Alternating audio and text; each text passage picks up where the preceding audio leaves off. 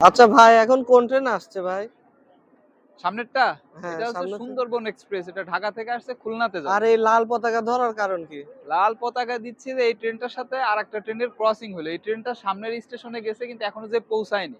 যার কারণে এই ট্রেনটা যে সামনের স্টেশনে পাঠাবো যে গোপন একটা প্রাইভেট নাম্বার, যেটা আমরা লাইন কিলার আদান-প্রদান বলি।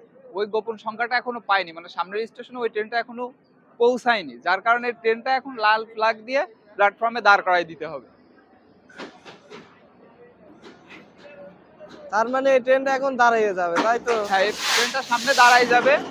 সামনের স্টেশন থেকে লাইন ক্লিয়ার নিব, প্রাইভেট নাম্বার নিব, তারপরে এই ট্রেনটা যাবে। যখন আমি প্রাইভেট নাম্বারটা লোকোমাস্টারকে দেব, তার আগে যেতে পারবে না।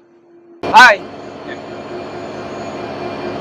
ভাই ওটা কি দিলেন ভাই?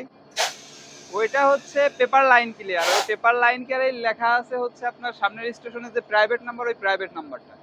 প্রাইভেট নাম্বার পাইছিলাম না, এজন্যই মূলত ট্রেনটা দাঁড়াইছিল। প্রাইভেট নাম্বার পেলাম আর লাইন ক্লিয়ার লোকোমাস্টারকে দিয়ে দিলাম। এখন লম্বা একটা হর্ন দিল, সামনের স্টেশনে চলে যাচ্ছে আর কি।